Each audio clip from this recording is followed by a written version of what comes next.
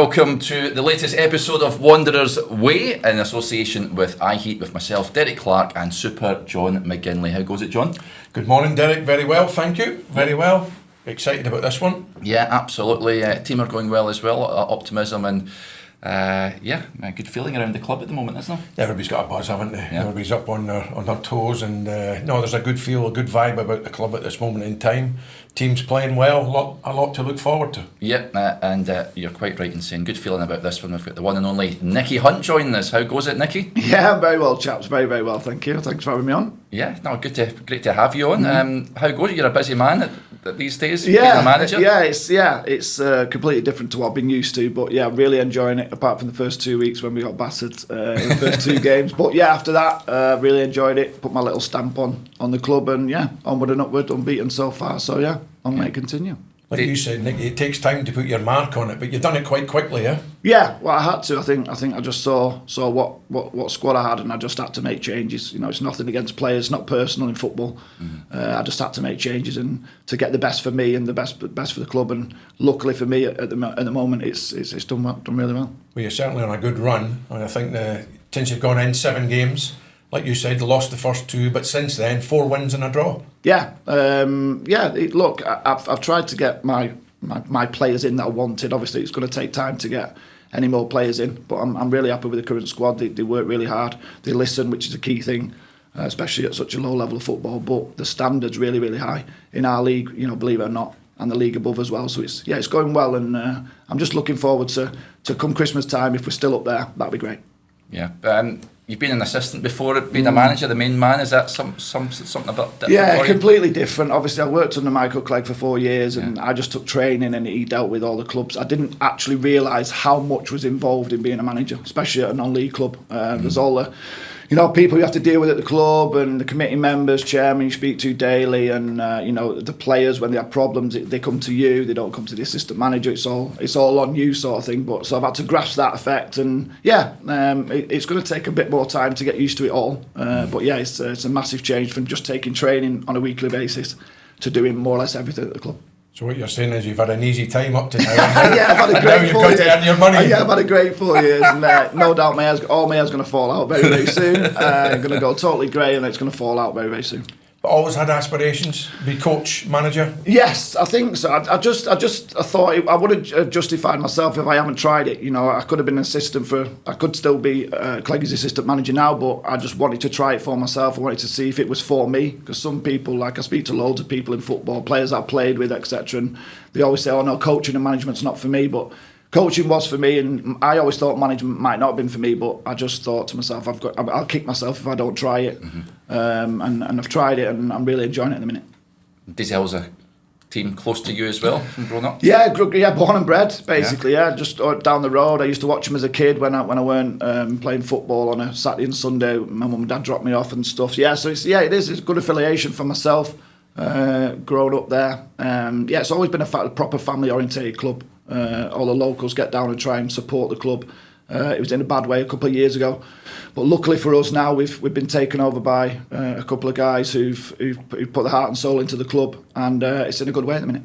Yeah, and of course you mentioned Alan Hunt and Angry Ginger, of course. What's that dynamic like? They work well together, to be fair. They're clever guys, they're clever guys, but they just want the best for the football club. Obviously, Angry Ginger plays his team, United, on opposite Saturdays to us, so it's their home fixture when we have an away fixture, which works really well, because he generates money for the club in that way, and then he puts on 2 or 3 times a season. He brings all the big guns down, Spud Bros and people like that. They all come down. And it's a massive. We get like 1,000 people watching, which is great for the club. So they do it in that way, and obviously with their big following, it's only going to increase our value on and off the pitch, I think. I would think, and also increase your budget, hopefully, as well. Yeah, that's the biggest thing. Yeah, I'm on to him daily about the budget. But look, we've got quite a good budget for our league, and money talks in non-league, I think. But it's about getting the players playing for you. If you've got the right players for you, you don't need a big budget to get out the non-league. I don't think, anyway.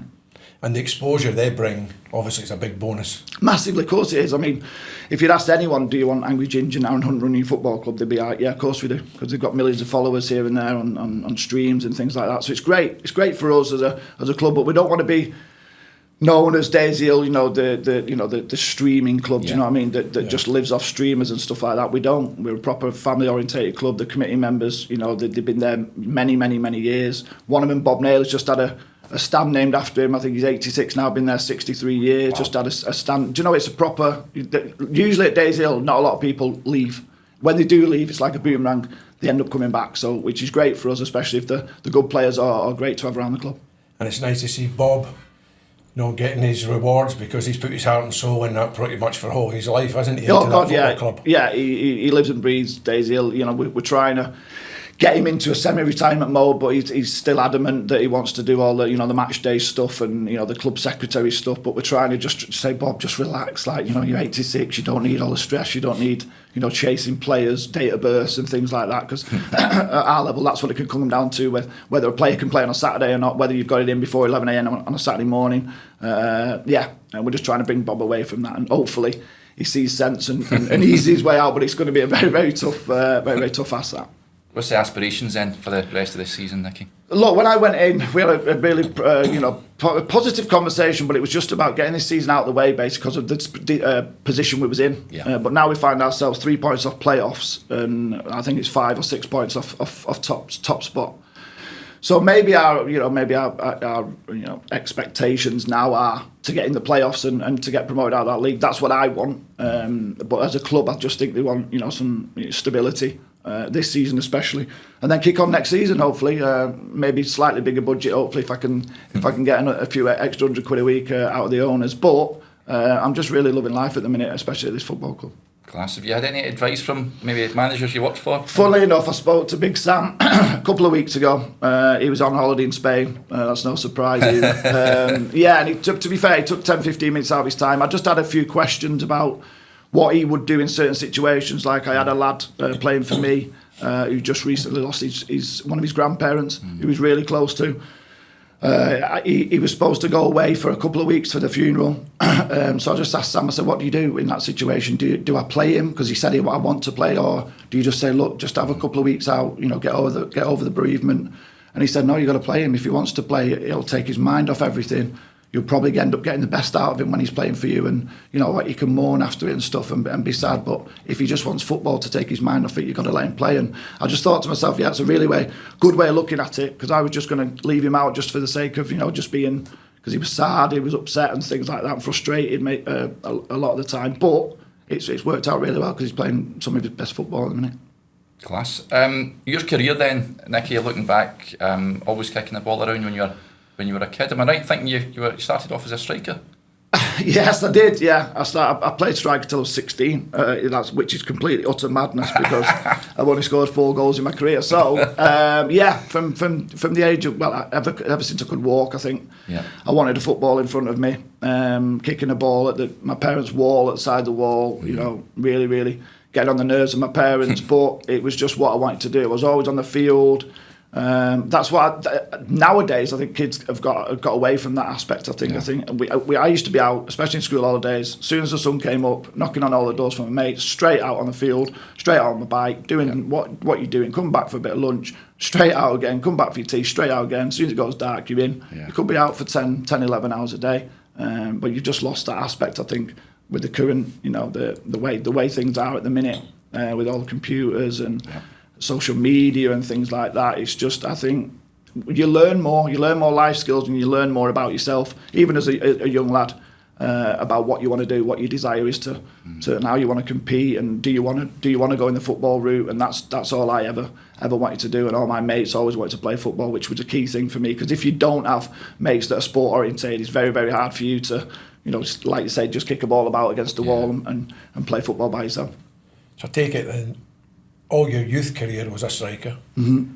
Did you then transition back to right full-back, or did you go in at centre-back, or where did you go from the striker? I left Man United. I got released from Man United at 15, and then I signed again at Bolton under Martin Dobson. Martin Dobson rang me at Bolton, said, come in.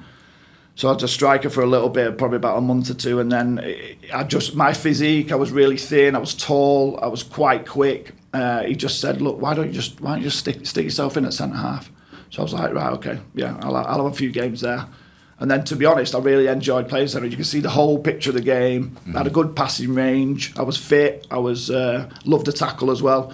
Loved a header. And yeah, it just transitioned into there for whatever reason that was. And then under Sam, in the early days, I was playing reserve football, centre half. And in them days, you played against real professional. I say real professionals, like older pros that were playing in the reserves, either getting back from injury, not competing for the first team spot. Whereas nowadays, it's 23s football. There's no reserve teams anymore, so you're playing against younger kids that are eager to get in. And it was better for me to play against men in the reserve team football. And Sam said, look, just try playing right back a couple of times in the reserves. So I ended up playing centre half. Then I went to right back, and then it just went from there. Literally just like that. Yeah, it was Sam that converted me from centre half to right back. So yeah, the transition was all he's doing. Miss all the reserves, John? Like Nicky says, I think it was proper physical, wasn't it? And I think for a young man making his way in the game, and maybe on the fringes of the first team, it was a good upbringing, I think. Yeah. You had to look after yourself. You had to get again up against professional players, older professional players. You start to learn the wee tricks of the trade. You start to get to know what's what. So it's a good grounding, and I think that's the physicality side brings you a long way, I think. When you mentioned Man United, were you there long, and was that tough to take when they let you go at 15? Yeah, it was mega tough to take. I got spotted playing for Unsworth in Bury. We had a sensational team there. I think it was under 11s, under 12s. So I just started high school, and I got spotted playing a couple of cup finals there. Went down for a trial, got on, and stayed there till I was 15. I stayed there, but so I had 3 or 4 years there, trained at the Cliff. Indoor. It was really, and Littleton Road as well we trained at. Great setup. But it was tough to take. Like, it was literally coming through the door, have 5 minutes with your mum and dad and yourself, and then you back out. That's how they do it. We did it after a training session. So you were seeing lads coming out before you in tears, or coming out before you ecstatic, giving you high fives, saying, I'll see you next week, and you're thinking, you might not see me next week, do you know what I mean? It was literally like that. It was a revolving door. After every season, they'd tell you if we were staying on or not. And luckily for 3 years, I stayed on, and then that 4th year, I got let go, which was really, really upsetting. Yeah, but I think that spurred me on to I could have gone either way, couldn't I? Then I could have just thought, football's not for me. Just try and pursue other avenues. But I just thought, no, you know what? I'm going to show these, and I'm going to show them. And I did. Luckily, Martin Dobson said, look, you're welcome back here anytime. Came back to Bolton, and the rest, they say, is history. But that's the brutal side of the game that people don't see. And, kids, the sacrifices they make, because you end up losing your mates, don't you? Yeah, of course you do. I mean, you're there 3-4 times a week. Your mates then go on and do other things. You get to 15, 16 and you get told no. What do you do? Your mates have gone another way. You've now kind of left all on your own. And that's where a lot of the kids fall out of love with the game. And you lose a lot of quality kids, don't you? Of course you do. Like, look, when your mates are going out on Friday nights, even at 15, 16, they're just going down the park, mingling with girls and stuff like that. It's a big life change, and doing what they're doing, and you can't be part of that because you choose yourself that, no, I'm staying on Friday because I've got a game Saturday morning. So that's your sacrifices that you made. And as it progressed, obviously, when I signed pro at 17, it was still exactly the same then. Obviously, I had sacrifices to make. All my mates were going out in Bolton, in like Atlantis nightclub and the bar in Bolton and places like that, and I was just stuck at home on a Friday night. But that sacrifice you have to make. Yes, I went to the pub and that on Saturday evenings, but that was after a game. There is a lot of things that you don't see, like John says, that sometimes your mates don't understand why you're not coming out. Like, they're thinking, well, so what? You can have like 5 or 6 pints and then you're fit. You can play Saturday.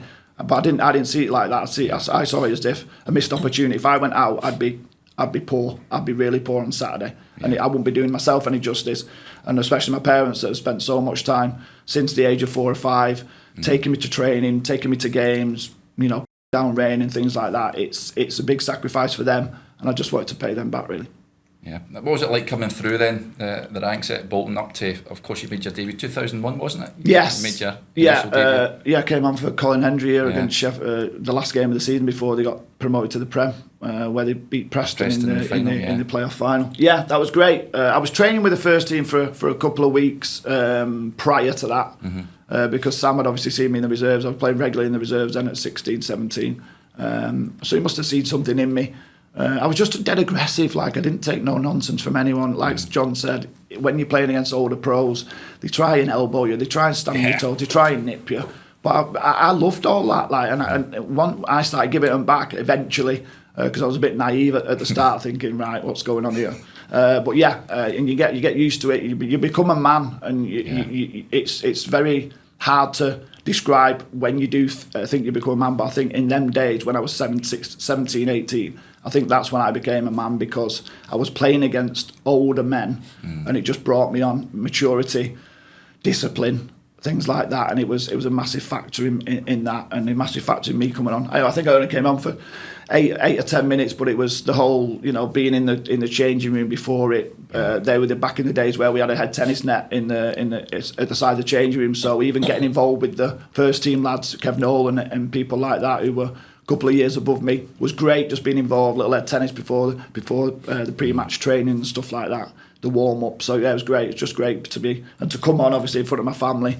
It was a fantastic achievement. That was there was there certain players in there that helped you in terms of sort of integrating? Kev Nolan was a big one for me, ever since he left the club, up until he left the club, should I say. He was a massive help. We were roommates for 5 or 6 years. Because he'd been through it all. He'd come up through the academy. Obviously, he played for Liverpool as a kid, but he'd come up through the ranks. Sam had obviously seen something in him, so he had a lot of advice for me when I was young. Not to get ahead of yourself, not to get cocky, not to get too blown away by it all. You've got to try and keep level-headed. So it's going to be difficult. There's going to be outside factors that'll try and drag you in, and football's a ruthless game. They'll try and drag you in and spit you out, basically. But he said you just got to keep your level head, make your sacrifices, and hopefully follow in his footsteps, because he was like quite a regular part of Sam's team, and he was only 17, 18 as well when he was there. Yeah. How do you think, Nicky? I mean, I've always got this thing where I look upon the local boys. It's a different pressure for them. Because you're seeing everybody, during the week, you're seeing everybody after a game, whether it's been a good result or a bad result. I think there's a different pressure to carry when you're when you're a local boy. You're looked upon a little bit different, I think. Massively. I totally agree with that. But look, you're going to have good performances, you're going to have bad performances. Yeah. Fans are going to remember the bad performance before they remember the good performances. That's just how fans work.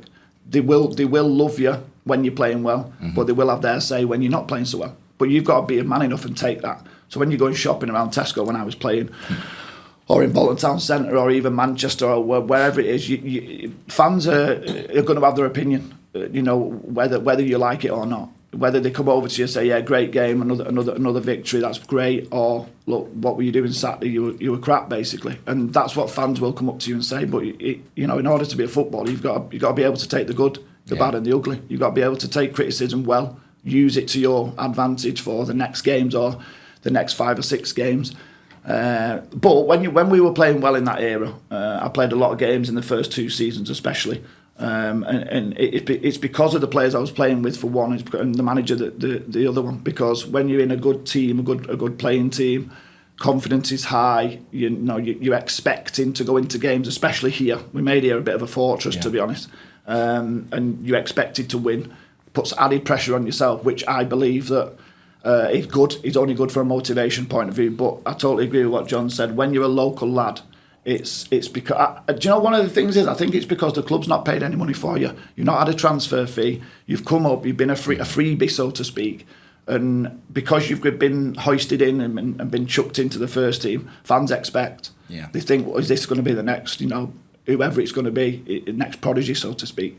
And when you're going through a tough time, which I had a few tough times here, it spurred me on. But it was horrible to deal with. I'll be honest, it was horrible to deal with. But 99.999% of any football fans always want you to do well. They always want you to succeed, and all these Bolton fans did, I think. Yeah. You spoke about a guy there who had a top career here, Kevin Nolan.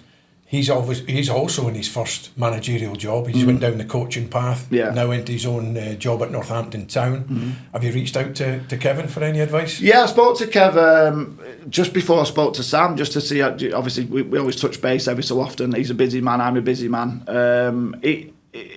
Advice with Kev, I've not actually. I'd love to just sit down with him and just go out for some food and stuff and rack his brains, but He's quite a difficult man to get hold of at times, Kevin Nolan. So you might send him 5 or 6 text messages and not get a reply till about 2 months later. But I get that. He's always been like that. So he is another person that I'm really, really going to reach out to, because he's doing well at Northampton at the minute, and he's going to go. The sky's the limit for Kev, I think. I worked under him briefly at Leyton Orient and Notts County when he had a brief managerial spell there, but this is his first major big one, and he's doing really well. And you can only, when you've worked under Big Sam, and he's worked under Sam, and he's worked under a variety of managers, Kevin Nolan, but I just think, obviously working under David Moyes at West Ham would have been fantastic for him to learn off one of the best managers in the Premier League. It's only going to spur him on and only going to make his confidence sky high and know what he needs to do to get to the Premier League, I think. Yeah. So you made your debut, 2001, and then the team go up. And was there a bit of a party when they beat Preston? Can you remember? Yeah, I think I was still only 17. So I went to the game. It was at the Millennium. Yeah, it was at Cardiff. So I went to the game. It was in the crowd, and I wasn't involved in the after celebrations because my dad drove me down, and then we drove back up. And then the pre-season after, obviously Sam had brought in another couple of players. Well, I think he brought in 5 or 6, to be fair. And I wasn't getting a real sniff at training with the first team, so then I was back in the reserves, and it was great for me, obviously, but once you've had that taste of first team football, you just want it more and more and more and more. And there was a time when I got a little bit cocky, I think, got a little bit too big for my boots, and I went and played back for the under-19s when I'd been flying in the reserves, and I got brought back down we played Man City away. They used to play at Platt Lane. Yeah. And I got brought down. I was playing against a big striker, and he bullied me all game. Scored a hat-trick. I think we lost 3-1. And Chris Sully said to me after the game, he said, "Look, you don't ever do that for my team again," basically, because I'd thought I was up there. I thought I was too big to come down and play under 19s, and I got a rollicking, and one of my poorest performances. But again, you've just got to realise I'm only a young lad, and I'm still learning the game. But it could have all gone wrong. I could have stayed back in the 19s then and maybe not made any impression in the first team. But luckily, Sam saw past that, and that was my pathway through. Yeah, it must be hard for you. Mentally, you must have been on such a high making your senior debut, and then to sort of have to bide your time for so long. Were you thinking maybe I should move away at any point? Possibly, yeah. Look, maybe it was a test for Sam. Maybe he just thought, look, I've given him this little bit of glory, so to speak. I only played 10 minutes of one game, and then they've got promoted into the Premier League. Yeah. So it's nothing to do with me that promotion. Right. But he probably just thought, how is he going to react if I give him a little sniff now and then I take him out for 4 or 5 months and then bring him back into the fold, which he did eventually when I played against Sunderland away. Sunderland here, I think. Sunderland away in the FA Cup, that we drew. And then we lost 1-0 at home here. And I played both games there, both 90 minutes. So maybe he saw something different in me then and thought, look, he's nearly there. And then I think it took me another 6 months, 7 months to get to end up with my debut on the September. Or the August, was it? He's a wily character, isn't he, the Big Sam? And it's a test of character probably for yourself without you knowing. Of course it is, but you only realise that now. You don't realise that then. It sinks in like the more. Obviously, the older I get, I'm 42 now. So the older you get, you'd think certain things what you remember when you speak to different people and things. You think, I forgot about that. Yeah, that's probably why that happened, or that's probably why he said that, or that's probably why he did that. It's mad how much you start to remember when you've got a little bit of time to contemplate and think about your past, really. Yeah. But as a young player, you think, he doesn't fancy me, or he's having a go at me, or all these things run through your mind. And again, that's that test, isn't it? Yeah. How you react to it. Yeah, you take it to heart as a young lad. You take everything on board, and you think it's a personal, annihilation against you. When it's not. It's either a test or it's something that you needed to hear, whether you want to like it or not. And that's in my managerial career now. That's what I'm learning that I have to do to players, to try and get the best out of them, or to tell them it's last chance saloon. Like,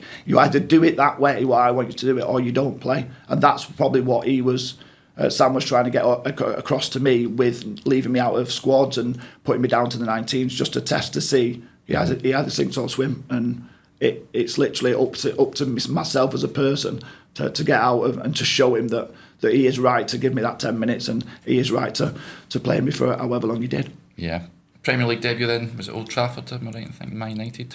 Yes, yeah. Was it like, because Ronaldo came on, didn't he, in that, yes, that game? What team they had back then, huh? Oh.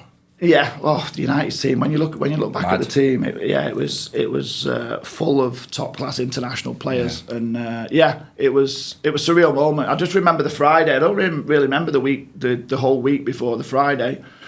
He'd read my name out in the team sheet, and I'd heard it, but then I thought I was on because what we usually do, we played the starting 11 against either 11 other pros, or you'd send the other pros off to play a 5-a-side or 6-a-side, and then we play against the under-19s. It was like a Friday pre-game sort of thing for doing set pieces and patterns of play and things like that. And I thought I was in the under-19 squad, so I've not put a bib on or something. And Kevin Owens gone, "What are you doing?" So I've like gone over the halfway. He's gone, "What are you doing?"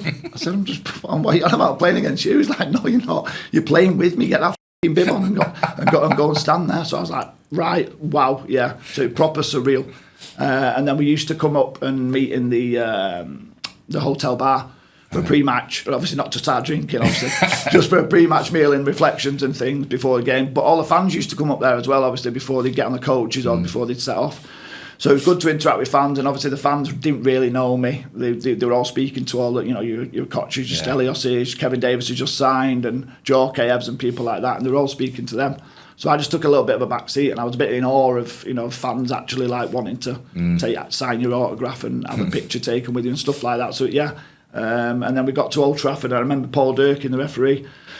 He's only about 5'4" or something like that, but he was a little stocky bloke, and he took no rubbish like from players and stuff. But he'd seen me in the tunnel, and he just came up. He said, "Have a good game today," and give me a little wink, which for me was class, he didn't need to do that. Yeah. He must have seen hundreds of debutants, young debutants, but he just thought Old Trafford away in that tunnel, and you can see everything as you're walking out. He said, "Don't be nervous. Basically, just play your game. You'll be fine." And for the first 72 minutes of that game, we were fine. Yeah. Were you nervous walking out? It's funny, you know what? I was more nervous about the warm up, going out to the warm up. I know there wasn't the crowd there, but you could see the stadium and all the seats they were getting filled up, and it looked massive. Like it sounds weird but when the fans are in there, it doesn't look nowhere near as big as when there's fans in there, because it's just like you just seem to just be looking up on tier upon tier upon tier, whereas the fans are there, you just like you're trying to find your mum and dad in, and then you're just trying to focus on the game. But it was the 45 minutes warm up before the game, which was terrifying for me. What was Ronaldo like because he came on late Yeah, on, bang average, weren't he? You know what I mean? Look, you knew that day that there was something special, but we'd fought to keep it down to 1-0. We had a couple of really good chances as well, and you're just looking up at the clock thinking, all right, 72 minutes here, 1-0. Might half a chance, like either 1-1 or do you know what I mean? And then he brings Nicky Butt off and then puts him on my side as well. So I hit him a couple of times, really good tackles in the first 5 minutes. I just heard Phil Brown every time he got on the ball just saying hit him, scream out the sideline, hit him. So I did a couple of times, and I was expecting him to roll over, being a foreign Portuguese player he is, on his leg, wanting to come back off, but he just rolled over, brushed it off, and wanted the ball again. So it was going to be a long day for me, that. Which it was a long 18 minutes. Kept looking up at the scoreboard, and the time was standing still. Honestly, it was sensational that day, even in that 18 minutes. I mean, there's clips go by. I think there is a 20-minute clip, and it's literally all about him. Every time my Man United play on but bearing in mind they had Giggs, Van Nistelrooy, Keane, Scholes, players like that. They just give him the ball. They must have known in the 3 days that he trained previously how good he actually was on the ball, and all they wanted to do is get the ball back and just give it to him and let him cause absolute chaos, which he did in that final 18 minutes. You mentioned Phil Brown there. Obviously, right full back on the coaching staff. He must have been a big help to you. Massively. Phil's a great guy, a fantastic coach, and a great manager. He's proven his managerial record.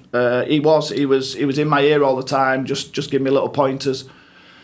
But I think a lot of the time he wanted me to learn for myself. He wanted me to become the best player I could be. He was really confident in me, and obviously being a right fullback, you play with him, John. But he was a positive character. Didn't take no nonsense either. If you weren't doing something right, he'd tell you straight away. He wouldn't leave it till half time. He'd be on at the sideline. He'd be like, "Look, that's rubbish. That you need to sort that out. You need to get tighter. You need to lay off him a little bit. Show him inside. Show him on his left. Show him on his right."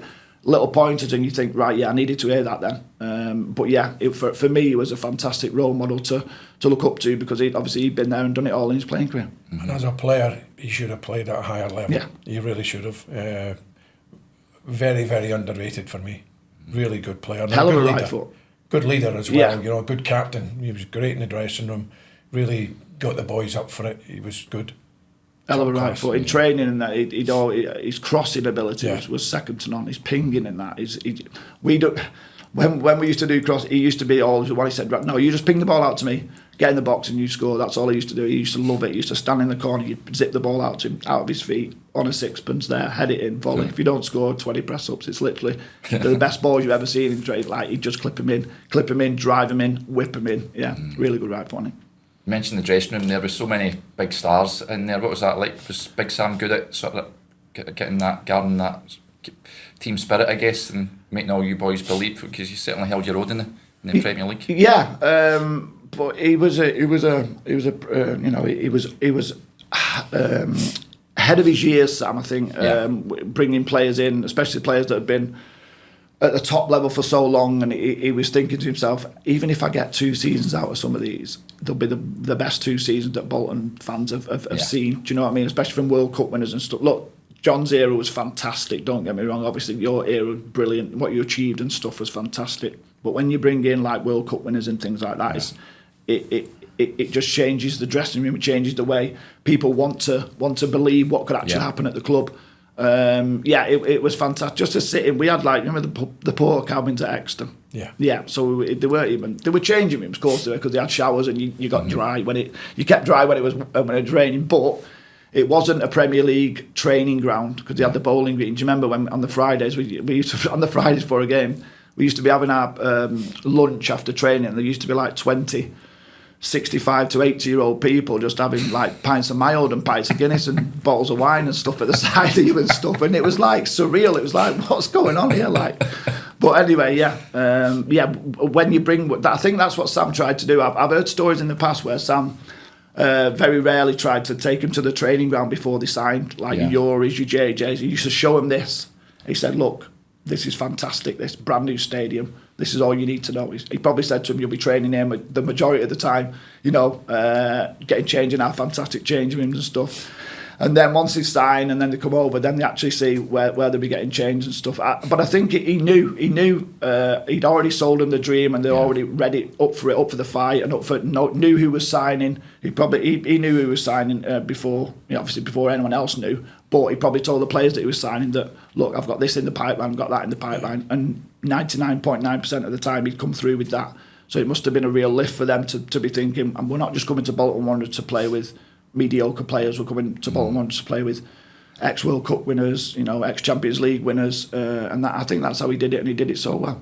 Yeah. In terms of playing in the Premier League, what was it a big eye-opener for you in terms of players you're playing with and against as well? What was the sort of, to be the top player, is it sort of speed and technical ability and that sort of thing? A lot of it's patience as well. Being a defender, a lot of it's patience, because what I soon realised in the first 5 or 6 games was if you dive in, you get bypassed very, very easily. Yeah. You've got to be patient, especially with me at right back, with your tackling, with your heading, with your timing of your tackles.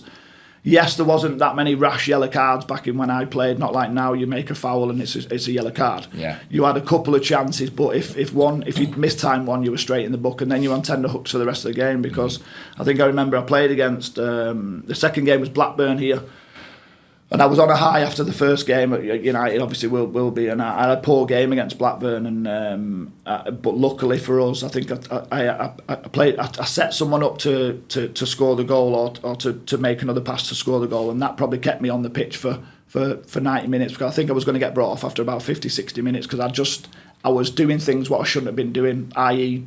diving into tackles, mistiming headers, not being in the right position. But because it was my first game at home in front of 25,000 people, I just wanted to make an impression. But I should have been a lot more patient. I should have been a lot more disciplined. And then I think Sam dropped me for the next 2 or 3 games. He must have thought, right, he's had his time here. Let's just take him out and see how he does, and then I'll gradually get him back in, and that's what he did. You mentioned he was ahead of his time in terms of the sports science and all that sort of stuff. Did that Did you enjoy that side of the game? The cryotherapy, no, it was horrendous. Like, it was so cold. But what he wanted to do, he wanted to bring these plunge pools in, a hot pool, a cold pool, a pool that you could get your fitness back into it, like a pool that gave you waves against you, sort of thing. So you were either running against the waves or swimming against the waves. And then he brought the cryo chamber in, the chamber of death we used to call it, because you knew, because the gloves were there on the outside, and you knew you were in your sloggies, your slips and gloves on, and it was just like, I think it was it 90 seconds or something like that, 2 minutes max or something. You had to be standing there, and you could go in twos, or he used to send you in ones, but you had no one to. If you went in twos, it wouldn't be too bad, because you just you'd have someone at the side of you and you just try and get through it. But when you're on your own, peering through the window and everyone else is looking down at the way to come in, you're thinking, wow, no, this is not what I want to do. I'd put me anywhere else in the world, just not in that cryo chamber at that specific time. But like you say, it was well ahead of his time. I think there was only Arsenal that was doing what we were doing at that time. And it catapulted us up the league. I'm not saying we overachieved, because we had a lot of good players, but there were a lot of fantastic teams in that Premier League then, with fantastic players that we got one up on because of what we were doing off the pitch. Mm-hmm. Have you ever been in a cryo chamber, John? Never ever. But I've always looked at it and thought, no, I'm not. And then I'm just going to say there, Nicky, mate, is there any point of wearing gloves? Really. I think it's a mental thing. I think if you think your hands are cold, your hands are warm, your body's going to try and be warm, but it's not like that at all, because obviously your head and your toes are your main access points for your heat and your coldness. But yeah, it was horrible, honestly. Really horrible. Not for me. No.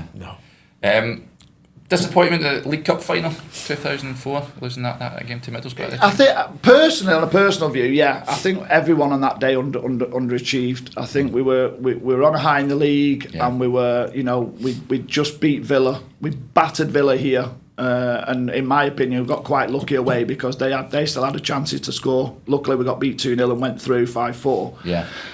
But when you get to Middlesbrough, we trained the day. We went down a couple of days before. Trained the day before, and everyone was on a high, But like in football, you can't take anything for granted. Like when you look at Middlesbrough's team, they had Mendieta, Juninho. Yeah.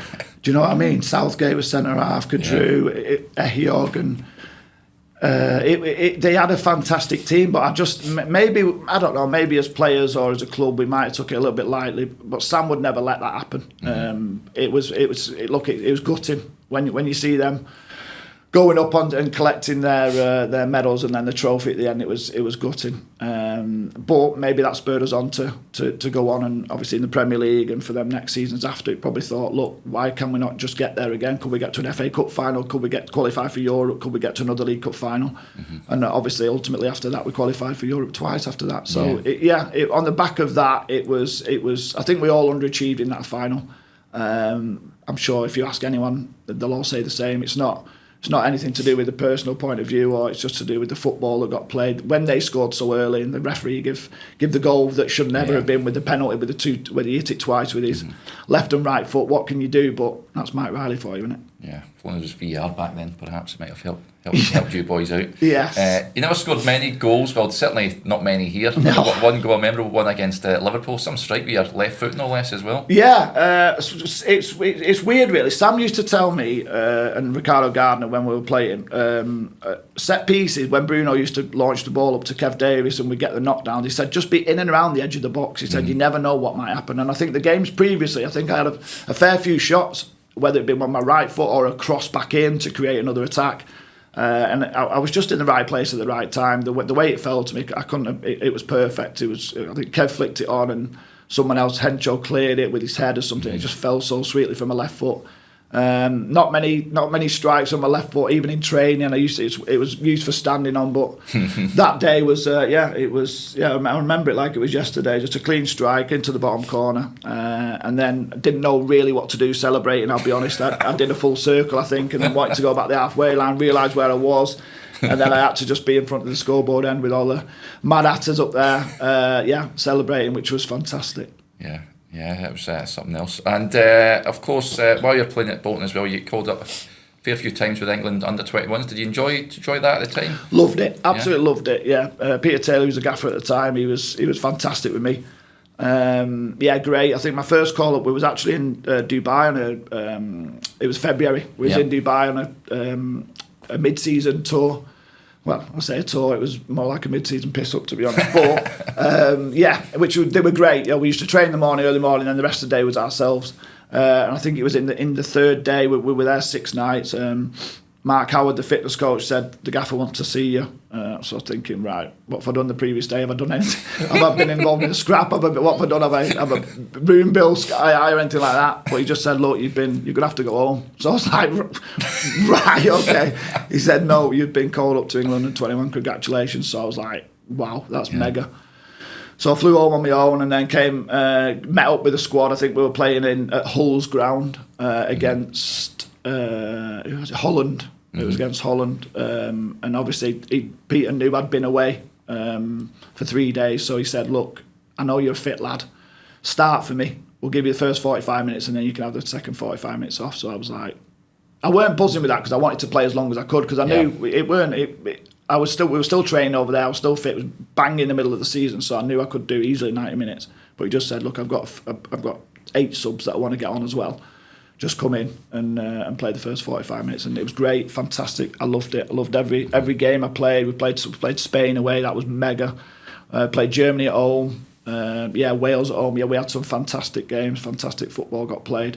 We had a really strong team as well. We had Scotty Carson, James Milner, Darren Bent, Bentley, Nigel Reo-Coker, Anton Ferdinand. We had a really, really class team. Carlton Cole was up there. It was a good time to be involved with the England setup as well, because Sven took over and stuff, and he used to come to games and watch. And would I say I maybe a chance of having an England cap? Everyone, I think, at the 21s would have had a chance of an England cap if they played well, but for me it wasn't to be. But I loved my time over there. Loved it. Did he ever speak to you, Sven, at all? He spoke to Peter Taylor on a couple of occasions. He said, look, I like Nicky as a player, but what I did for the 21s, because we had Glenn Johnson, who played for Chelsea. He was right back for Chelsea, starting for Chelsea.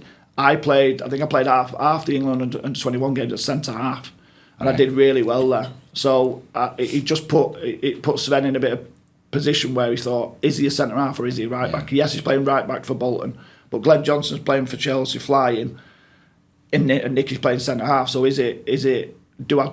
And eventually he chose Glenn Johnson. Look, Glenn Johnson probably a better player than me, I'll be honest, but I could play in a variety of positions where I don't think Glenn Johnson could have played at centre half. So maybe that swayed his decision to call up Glenn before myself. But I know Sam had a lot of faith in me. He's come out quite a few times and said, look, he's been unlucky not to get a full England call up myself, and it's great from your manager to come out and in public and say that. And if it had come round, it would have been the best experience of my life, wouldn't it? But for whatever reason, it didn't. Moving on from that, it just made me go on more mid-season trips with the club, which were also very, very exciting. I bet they were. Yeah. Was it ever close to Nicky? I mean, I know you said that Sven was involved in conversations with Peter Taylor. Did it ever come really close? I think only once. I think whoever, I can't remember who was playing for England at the time at right back. They'd had a crisis at right back with injuries, and I think it would have been between me and Glenn Johnson who would have got that call up. And that's when I think it went with Glenn Johnson, because he was in a winning team with Chelsea, that won the league and stuff like that, and he was playing regularly right back. It would have been between me and him, but who knows? If I'd have been playing right back and Glenn Johnson had been playing centre half, it could have been me in that England setup. It would have been a one-off game or maybe 2 games or something, because I think the injuries came back a couple of weeks after that. The regular whoever was starting at right back after that, but it's hindsight at the end of the day. But I think it came really, really close. Yeah. Had some top players England back then, didn't they? They were a top side. Yeah. You mentioned playing in Europe, some memorable games for Bolton. Remember the Atletico games and what have you. But what's your memories of representing the club in Europe? Fantastic. Look, the Plovdiv home one I played when I assisted Jufi for that diving header. Yeah. But the away one I was injured, so I didn't get to play the away one. That's where we went through. I think Nolan scored, and I think Nolan scored, was it? Maybe Vazte scored. But anyway, we went through, and that got us into the group stages. And that was fantastic. We played some fantastic teams. Marseille away, I remember. We played Sevilla here, Zenit St Petersburg in the absolute lashing down rain. I don't know if you can remember that. Should have been called off. There was wet patches. Like you look at the pitch now and it don't look anything. That night it was just mud and wet patches all over the pitch. Yeah, we had some fantastic times, and we was unlucky to bow out that season. But the more memorable one for me was the couple of seasons after, when we played Atletico Madrid, we played Sporting Lisbon, we played Belgrade away, which was horrendous. They were in like a civil war. At the start of a civil war, they were in Belgrade, and we had army meeting us at the airport, army vans and army guys meeting us, taking us from the airport because of civil unrest there was. It was between the president and the president and the prime minister or something like that. They were at loggerheads, and it was a bad time to be there. Luckily, Gav McCann scored the only goal, and we came away with a 1-0 victory. But it was a frightening time. But that's why it stays in my memory. Because we were it was underground. It was like concrete underground. The changing rooms were underground. The army was waiting outside your dressing room to take you out onto the pitch for your warm up, bring you back through. They all had guns on, all the gear. It was madness. Proper mad game that. Did you ever play over there, Belgrade? No, I never played there, but I'm just going to say it sounded like me going to a Wolves game. Police score, is it? Pretty much. Is it a bit of looking at that Sporting game? Of course, was it last 16? I think at that point, there's a sense of disappointment. Never made it to what would have been the quarterfinals at that stage. Personally, I think because Megson, who was manager at the time, if he'd have took his strongest team that could have played that game, we would have won. I'll be honest with you, we would have won. But he was adamant about this Wigan game on the Sunday. We needed the points and things like that. And look, as it is, we didn't beat Wigan, and that was that. But if he'd just took his strongest team, that they would have still had 3 days recovery before before a big game on Sunday. If we'd have just took the team that he could have picked, I just think we would have beat them and got into the last 8. And who knows from there, would have had a great chance of getting anywhere, semis and things like that. But for whatever reason, he didn't. He rested quite a lot of key players, and we got beat. Look, it was a close game. I had a really good game that night. Actually, I remember, and it was such a devastating way to bow out because we'd come so far. We beat obviously Atletico Madrid home and away, so we were on a high from that. We'd done all right against Lisbon here. And we knew what we did. We knew what we had to do to beat them. But for whatever reason, it didn't happen. It was devastating that day. We'd have played the Rangers in the next round, which should have been tasty. That was that. Yeah, it was finals in final was in Manchester. I'm yes, sure. It was. Yeah. That would have been. Anyway, moving on from that. But you sad to see when Big Sam left at the time he departed. Was that a big blow for you? Yeah. For me personally, I think he put a lot of faith in me. Obviously, Joey O'Brien coming through as well. I had a big competition for players because Joey was a great player. But toward the end of Sam's reign, I was playing week in, week out that season that he left. And then obviously Sammy Lee was his assistant, and Sammy liked me as a player. So I knew that nothing's guaranteed in football. You're not guaranteed to play under whatever manager. But I knew whatever manager came in, they're going to have to give everyone a chance, and if they'd seen me in the previous few seasons, they'd be impressed with what I did. Yes, I've had bad patches, but everyone has bad patches and good patches. But everyone was sad to see Sam go, but he had to do it for whatever reasons he had to do it, and it was just so funny because we played him the first game of the season here, and got beat 3-0. So that's just football for you. But Samuel Lee taking over. Give me a new deal as well, so which was great. But football after that for me here was in a short, not in short space of time because I was here for another 2 seasons, but I didn't play nowhere near as much as I wanted to. Yeah. Gary Megson as a manager. For me, look, for me, I didn't agree with some of the decisions he made. But that's probably just me being bitter that I weren't playing, which is fair enough. I've got my opinion, everyone else has got theirs. He had a job to do. He did it in the first season, didn't do it in the second, and he paid for it with his job because the club wanted to get back to European football. They had a taste for it, and they wanted to get back to the highs and the top 8 of the Premier League.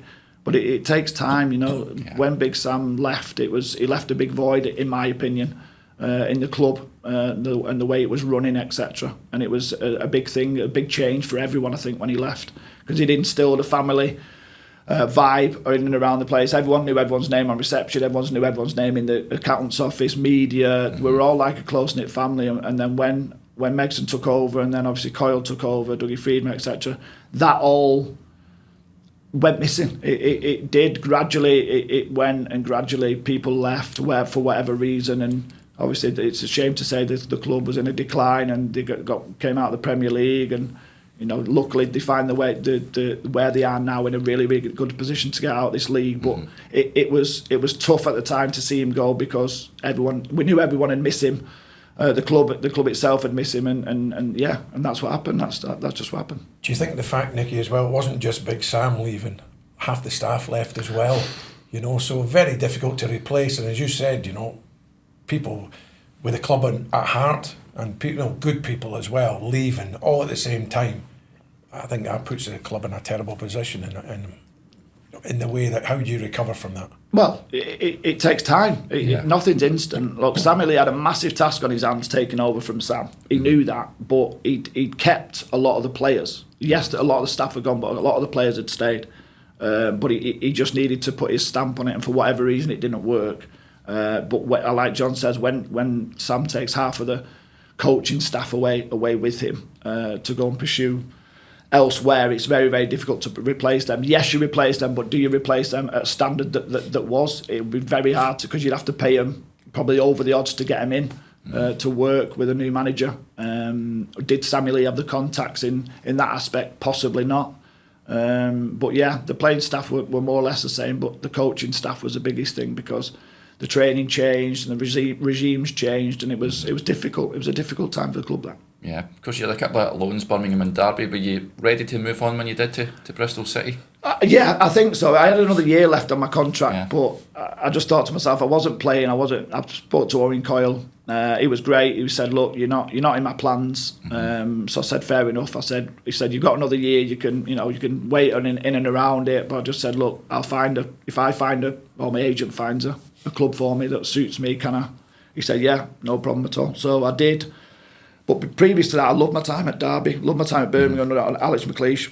They got promoted to the Premier League when I was there. I think I played about 14, 15 games for them, which was great time to play, because I wasn't playing at Bolton. I was on the bench every week, not coming on, and I knew I just needed football. And then Derby as well. I loved my time at Derby under Clough. We had it with Robbie Savage and people like that, Chrissy Commons. Yeah, we had a really good team, but they weren't producing the performances that that they should have been doing. Finished mid-table and things, but I knew if I needed to get out of the club, and when I did get out of the club, I knew that it'd be a fresh lease of life for me. And then I did go to Bristol City, but that didn't go really well for me. I played the first 7 games, and then Keith Millen took over. The manager that signed me, Koppel, left after a week. He signed me and then left and went, I don't know where, I think he went to Thailand, I think, for 6 months or something like that. Yeah, Steve Koppel. So you're just thinking, I've just moved 4.5 hours down south, and family down and stuff like that, and it was hard. It was really, really hard, because I was on my own. I was on my own basically down there. Family, mum and dad was still up here. Luckily I had Lee Johnson, who's now he's managing in Holland or Belgium now. Luckily he was there, and he took me under his wing, because I'd worked with him at Derby County. I played with him at Derby County, and he took me under his wing. Luckily that made my time down there a bit more doable, a bit more happier. But apart from that, it was a horrendous move for me, that and I needed to get back up north, and that's what I did. Yeah, but even at that point, were you starting to think, when the time comes, I hang up my boots, I'm going to move into the sort of coaching aspect of it? Look, were you thinking about that at that point? I'd done my UEFA B, I think, when I was about 28, 29. It was always in the back of my mind, because Jeff Lomax, who used to work at the club and stuff, and he works for the PFA now, great guy, he was always on at me just to say, just get them done. If you use them, you use them. If you don't, you don't. Do you know? But have them there just in case you ever want to make that transition and stuff. And because I was always vocal on the pitch, I was captain at a lot of clubs where I was, club captain or captain when I'm playing. So people probably saw that I had that about me. Look, I like the sound of my own voice sometimes, which is always good as a manager. You don't want to be a mute as a manager, but I just think people saw a different side of me and thought, you know what, he'd be an half decent coach, especially with young lads or academy lads, or even obviously men's football. So I think that's where they saw me. But yeah, it was Jeff Lomax really that told me to get my coaching badges done, and as early as I could. But I waited another 10 years after that to finalise my UEFA A when I was actually coaching properly, because I knew I had got the bug then. I thought I'd missed playing really, really bad when I'd finished, but I was really surprised at myself that I didn't actually miss playing that much, because I was still involved in dressing rooms, being a coach, still involved with training and match days and stuff. So if I came straight away from that for 2 years, 3 years, I don't know what I would have done, because I would have been in a dilemma. Yeah. Well, you did I was reading you did a spot of DJing when you were Bolton.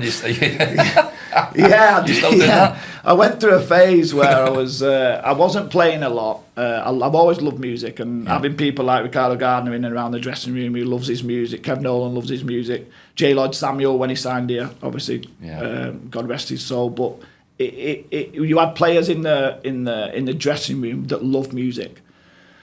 And I love music, so it just came about where I think I spoke to the guy who ran the bar in Bolton, and I just said, we used to go in on Saturday nights quite religiously as well. So got friendly with him, and he said, I said, who DJs in here on a Friday night? And he was like, right, or a Saturday night, sorry. He was like, well, we've got a resident DJ. He was actually good. So I was like, what do you do on a Sunday then? Because I was just thinking to myself, like, weekend, Sunday, if I DJ on a Sunday, if you finish at like 12 midnight, and then you still be up for training the next day. So he's like, right, okay, it could be something in this. So I went in, so we made this night called Juicy. We called it Juicy Sunday, Juicy Sunday or something like that. So me and my mate, DJ Mitchell, I think he DJs in Vegas now or Dubai. He used to DJ in Manchester all the time. He said, look, I'll help you out. So I've been round to Ricardo Garner used to have some decks in his house on Chorley Road. So I went round to his house for about 2 or 3 months trying to practice on my own. I got all right and stuff, and then Mitchell said, look, come, I'll give you a couple of lessons about DJ. So I went to him. I actually got quite good. I got quite good. And then the bar, we put these Sunday nights on, and me and DJ Mitchell would do it. And and Jufy would be there, and lads had come out. And we've got like a couple of hundred people there. It was good on Sundays. Like one Sunday a month. It weren't religiously every Sunday. Yeah. It's like one Sunday a month. And then there's another couple of bars in Bolton. Did a bar in Wigan, bar in Manchester, and a couple of bars in Lee and stuff like that. So it was just a hobby of mine. But when you do it and you see that people are actually like dancing to your songs that you're putting on, it's a massive buzz, like a real big buzz. So I probably went through a phase of about a year, 6 months to a year, doing the DJing, and then obviously when I started playing football back regularly again. When I left, it got knocked on the head, unfortunately. Yeah. What sort of tunes were you playing? Old school R&B only, mate. Old school, old school R&B, yeah. 2000s, Class. 90s, 2000s, loved it. Yeah, a bit of Ja Rule and people like that.